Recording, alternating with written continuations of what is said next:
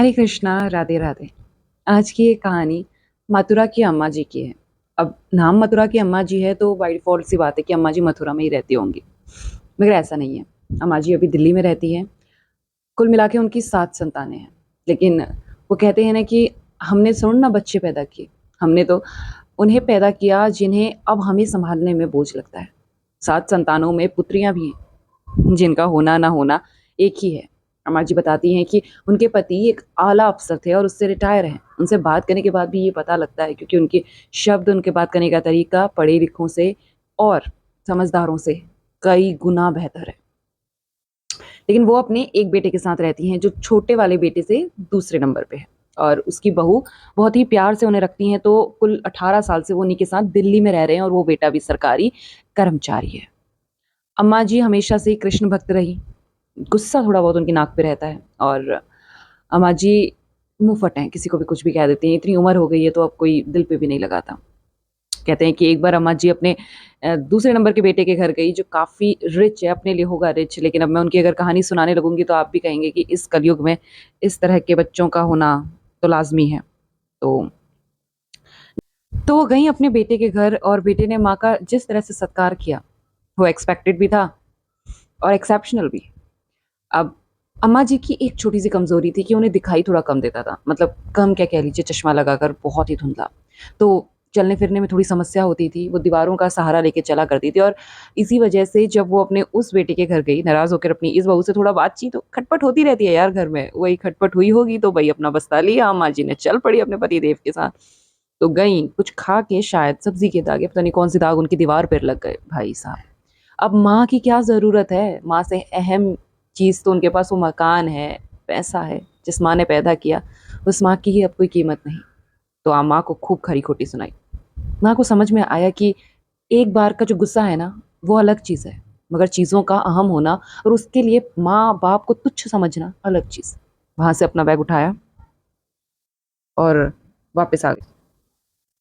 अपने उसी बेटे के पास आ गई जो 18 साल से माँ की सेवा कर रहा था। घर आई तो सब कुछ बताया। पति ने काफ़ी समझाया कि देख कोई बात नहीं, और बेटे ने भी। बेटा नाश्ता कर रहा था, ऑफ़िस जाने के लिए तैयार हो रहा था। लगा हुआ था बोलने में। बहू को बहुत गुस्सा आया, उन्होंने कहा, "अरे! ऐसे कैसे कह सकते हैं? फ़ोन लगाइए। जेठ जी को मैं भी बताऊँ, पूछूँ ज़रा उनकी कौन-सी कितनी महँगी दीवार का पेंट खराब हो गया जो उन्होंने इस तरह से बर्ताव किया माँ जी के साथ, और हम भेजेंगे उन्हें।" फ़ोन लगाया गया, खरी-खोटी सुनाई गई। सामने से जवाब भी बिल्कुल बराबर आ रहे थे, क्योंकि बेशर्म को शर्म नहीं होती, मैं बताऊँ। तो उन्होंने कहा कि ठीक है, मैं आपके घर पेंटर भेजती हूँ, पेंट करवाइए अपने घर को, और फ़ोन रखने के बाद अपने पति से यही बात कही। उन्होंने कहा, "क्यों बात को बढ़ाती हो? तुम तो समझदार बनो, छोड़ दो।" ठीक है, बात वहीं खत्म हो गई। तभी आस-पास के लोग उन अम्मा जी को काफ़ी अच्छा माना करते थे। बड़ा ही प्यार से उनको सत्कार दिया करते थे और उनकी बातें दिल पे नहीं लगाया करते थे। मथुरा में उनका बचपन बीता, ज़्यादा पढ़ी-लिखी नहीं थी, 10वीं तक पढ़ी थी। अब दिल्ली आके रह रही थी। तब वो कहती हैं कि उसके बाद अचानक से दरवाज़े पर दस्तक हुई। बातचीत चल ही रही थी घर में आम तौर पर, और अम्मा जी थोड़ा ऊँचा बोलती थी, ये सबको ही पता था, तो झगड़ा नहीं हो रहा है, सब जानते थे। तभी किसी ने बताया कि यहाँ पर भागवत होने वाली है। ये अम्मा जी अंदर के कमरे में थी। अम्मा जी से कहा, "अम्मा जी सुनती हो? हाँ, क्या बोल रहा लल्ला?" हाँ, तो उन्होंने कहा कि आपको पता है भागवत होने वाली है? ये सुनकर अम्मा जी लाठी के सहारे दीवार को ठीकते-ठीकते बाहर आई और कहा, "क्या कह रहा है? कहाँ?"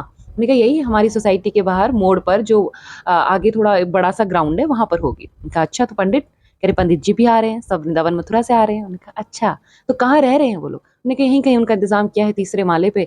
तो पंडित लोग 3 माला चढ़ना, 3 माला उतरना। मैंने कहा, "अब क्या कर सकते हैं माँ जी?" मैंने कहा, "कोई बात नहीं, हमारा घर इतना बड़ा है ना।" बहू ने कहा, "वाह माँ जी वाह! मुझसे नहीं पूछेंगी?" मैंने कहा, "तू चुप कर, तुझसे पूछूँ बड़ा।" और ऐसा कह के सब हँसने लगे।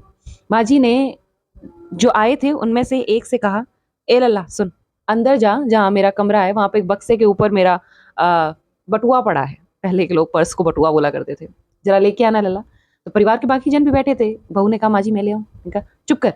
वो थोड़ा हिचकिचाया। उसने कहा, "माँ जी मैं कैसे? क्यों? क्या खा जाएगा लल्ला मेरे घर का, क्या ले जाएगा तू? जा लेके आ।" ऐसे करके वो अंदर गया, सॉरी, गए और वो वहाँ से पर्स लेके आए। पर्स में से उन्होंने कुछ पैसे निकाले, 2000 3000 जितने होंगे वो मुट्ठी भर के पैसे हाथ में रख दिए। उन्होंने कहा, "माँ जी गिन तो लीजिए।" "लल्ला ज़्यादा पड़ जा तो तू ग्राउंड में फेंक आइए।" मैंने कहा, "आपके बहू बेटे ने दे दिए हैं इसीलिए मैंने कहा। उन्होंने अपने भर का दिया, मैं अपने भाग का दे रही तेरे को। रख लल्ला, इसको लगाना, मेरी तरफ से भी सेब केले का भेंट हो जा।" माँ जी का दिल काफी साफ था, तभी जुबान थोड़ी तेज थी। तो यही एक्सेप्ट कर लिया गया। अब बातचीत में उन्होंने ये भी कहा पंडित जी लोग हमारे ही घर रहेंगे। तीसरे दिन से उन्होंने कहा चलो आज मैं जा रही हूँ अंदर आराम करने, मुझे शाम को ले चलना। तो उन्होंने बताया कि शाम को भागवत नहीं है माँ जी, 3 दिन बाद है, कल पंडित लोग आएंगे। अगले दिन पंडित जी लोग आए, उनका काफी सत्कार किया। अम्मा ने कहा इस बार भोजन उनके लिए मैं बनाऊंगी। तो बहू ने कहा अरे माँ जी आप रहने दीजिए, आपको दिखाई देता नहीं, नमक की जगह शक्कर, शक्कर की जगह क्या डाल देंगी जाने। लेकिन अम्मा जी ना मानी तो ना मानी। उन्होंने अपने हाथों से खाना बनाया और जैसे ही पंडित जी लोग आए उनका बहुत आदर सत्कार किया और साथ में उनसे पूछा आप क्या खाना पसंद करेंगे। मैंने पूड़ी, आलू की सब्जी, रायता आपके लिए बनाया है। तो उन्होंने कहा जो भी आपने प्रसादी बनाई है हमें दे दीजिए, हम सब में खुश हैं। प्रेम से बनाया हुआ सब कुछ बहुत ही अच्छा होता है। तो अम्मा जी ने बहू ने मिलकर सर्व किया। तो उन्होंने कहा कि ये खाना अम्मा जी ने बनाया है। तो ये सुनकर पंडित जी बहुत हैरान हुए, कहने लगे साफ दिखता भी नहीं और इतना स्वादिष्ट खाना बनाया। बोला हाँ लाके खड़ी थी मैं, लेकिन मैंने ज्यादा मदद नहीं की। सुनकर पंडित लोग प्रसन्न भी हुए और सत्कार देखकर बहुत ज्यादा आशीर्वाद भी दिया। तब अम्मा जी ने कहा तुम लोग भागवत कब से कर रहे हो। तो उन्होंने कहा काफी समय से कर रहे हैं अम्मा जी। क्या भागवत तो मैं भी बोल सकूं, मैं भी जानूं। अब ये सुनकर पूरा परिवार उनकी तरफ अचंभे से देखने लगा कि अम्मा जी कब से भागवत करने लग गई। लेकिन कुछ सुना दीजिए। जब पंडित जी ने कहा तो भागवत को ना बोलने सुनाने का एक अपना तरीका होता है, वो एक आम तरीके से सुनाई बोली नहीं जाती। और यहाँ पर जब अम्मा जी ने सुनाई तो पंडित जी लोग भी काफी इंप्रेस हुए। उन्होंने कहा अम्मा जी आप हमारी टोली शामिल हो जाइए। उन्होंने कहा ना ना ना लल्ला, मैं अपनी ही घर में काफी खुश हूँ, सुख से रहने दे मुझे, अपना काम हल्का करा रहा है, ऐसा कह के पीठ पे थपथपी बजाई। सब लोग मुस्कुराए और उन्होंने कहा ठीक है अम्मा जी, लेकिन आपका इंतजार रहेगा, हमें पहली लाइन में बैठेंगी आप। उन्होंने कहा जे बात तो सही कह रहा है, जे तेरी बात मैं मानू। और जब भागवत शुरू हुई तो लाठियों का सहारा बच्चों परिवार के साथ वो गई भागवत देखने। खूब आनंद से भागवत सुनी। अब जिस दिन भागवत का आखिरी दिन था उस दिन बेटे के बच्चों के मतलब पोता पोती के 3 पोता पोती थे, उनके स्कूल में पेरेंट्स टीचर मीटिंग थी। तो बेटे और बहू ने कहा वहां जाना भी जरूरी है, बच्चों के मार्क्स देखने भी जरूरी है। अम्मा जी इतना जी पढ़ा लिखी तो नहीं थी, लेकिन पढ़ाई का महत्व तो समझती थी। उन्होंने कहा हाँ हाँ तुम जाओ, हम भागवत में चले जाएंगे बुड्ढा बुड्ढी।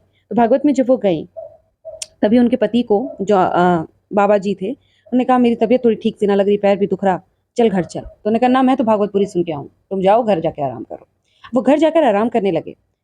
तब भागवत खत्म हुई। अब सब अपने अपने रास्ते हो लिए।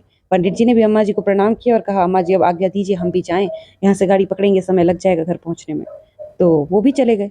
अम्मा जी अब सब अपने अपने घरों को जाने के लिए जो हब्बड़ धप्पड़ कह लीजिए या जल्दबाजी थी उसमें अपने आप को अकेला महसूस करने लगी। थोड़ी घबराहट भी होने लगी, दिखाई कुछ देता नहीं था। तो एक जगह पर बैठ गई कि कोई मेरे को देख के कुछ पूछेगा तो अपने घर का पता बतलाऊंगी, लेकिन सब अपने अपने में व्यस्त। तभी वो कहती हैं कि एक नन्हा सा, बहुत नन्हा नहीं लेकिन एक बालक आया, कहा अम्मा जी चलो छोड़ दूं तुम्हें। मैंने कहा कहाँ है बालक तू। मैंने कहा अम्मा जी इस तरफ खड़ा। धुंधली धुंधली बहुत ही धुंधली आंखों से एक बालक तो दिखा, लेकिन और कुछ ना दिखा। मैंने कहा अम्मा जी अपनी गाड़ी में छोड़ूंगा आपको। मैंने कहा अच्छा जी, कौन सी गाड़ी है तेरे पास, रिक्शा। कहते ना अम्मा जी छोटा है छोटा, लेकिन बैठ जाओ तुम। कहते अरे इस पे ना बैठ सकूं मैं पुत लल्ला। मैंने कहा अरे बैठ जाओ बैठो। तो बैठने लगी तो बैठ गई। अब वो चला रहा था तो घबरा भी रही थी। घबरा क्यों रही हो अम्मा जी, मैं थोड़ा ना बैठा, मैं तो पीछे से धक्का दे रहा, तुमको संभाल लूंगा, सहारा दे दूंगा, समझ जाइए कोई दिक्कत ना हो रही। तो जैसे ही वो घर के पास पहुंची आवाज लगाई और अंकल अंदर आए, अंदर से बाहर आए।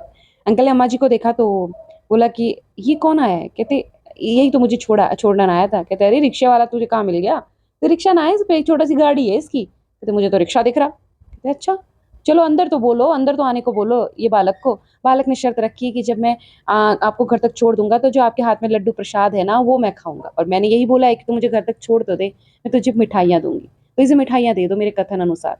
तो वो मिठाई लेके आए और साथ में पैसे। उसने कहा पैसे तो मैं ना लूंगा, लेकिन मुझे मिठाई दे दीजिए। मिठाई लेकर वो वहां से जाने लगा। अंकल जो बाबा जी थे वो थोड़े हैरान थे देखकर, क्योंकि इतना तप तेज, इतना ग्लो उनके फेस पे था, ऐसा ग्लो वहां किसी बच्चे में होना या उस बच्चे को पहले कभी देखा होना कुछ समझ सा नहीं आ रहा था। लेकिन अब क्या ही कर सकते थे, पैसे उसने लेने से मना कर दिया। जो लेने से हाँ भरी खुशी खुशी लेकर वो चला गया। जब अम्मा से बात की कि तुझे कहाँ मिला ये बालक, तो उसने कहा खुद ही आ गया था मेरी सहायता करने के लिए। कहते अच्छा रिक्शा चलाता है ये। कहते नहीं नहीं इस पे तो गाड़ी है। कहते मैं तुझे कहा ही रिक्शे पे आया था। कहते उस समय तुमसे कहा बहस थी, मैं देखने आई कि तुम देखना है। कहते तुझे दिखता भी है कुछ। कहते का चूना दिखता, लेकिन बैठी किस पे वो तो मुझे पता। ये बात करके वो बहस रहे थे कि तभी उनके बहू बेटे आ गए, सारी बात बताई। आसपास के लोगों ने भी जो देखा वो बतलाया। समझ में आया कि ये कृष्ण थे, कन्हैया थे और कोई ना था। और ये बहुत पहले की बात नहीं कर रही, मैं अभी की बात कर रही हूँ, रिसेंट 2024। भाई साहब इस कलयुग में जहाँ पाप हो रहा है वहां पुण्य भी तो होगा। बस बहू बेटे ने आओ देखा ना ताओ, जहां उसे खड़ा देखा था उस बालक को, जहां बताई पोजीशन, वहां की मिट्टी ली और राधा रानी कृष्ण के पास रख दी और सत सत नमन किया उन्हें। अम्मा जी ने कहने को तो बहुत कुछ कहा था, मगर बहुत कुछ कहा कैसे जाए। एक आस लेकर हर कोई इस कहानी को सुनता है, वहां पर भी कलेश भर दें तो हमारे इन कथनों के बीच में, इन प्रसंगों में और एकता कपूर के नाटक में क्या ही फर्क हो। इसमें कलेश नहीं, जो है बहुत। मैं भी किसी कहानी को अगर सुनती हूँ, इस कहानी को भी अगर मैंने सुना, तो इसी मन से कि जो मिलेगी, एक प्रेरणा मिलेगी, जीवन की राह मिलेगी, एक पॉजिटिविटी, सकारात्मकता मिलेगी। नकारात्मक तो चारों तरफ अपना डेरा डाले बैठे हैं कि कब इंसान को नेगेटिव कर दे। तो पॉजिटिविटी रखते हैं, जो होगा सब राधे राधे। आशा करती हूँ ये सत्य प्रसंग आपको पसंद आया होगा, दिल को छुआ होगा, और अगर हाँ तो लाइक कमेंट एंड सब्सक्राइब। जल्द लौटूंगे अच्छे सत्य प्रसंग के साथ, तब तक अपना अपने परिवार का ख्याल रखिए, लगे रहिए कृष्ण की भक्ति में। कलयुग में सतयुग का आभास कराने वाला वही है बस। जय श्री कृष्णा, राधे राधे।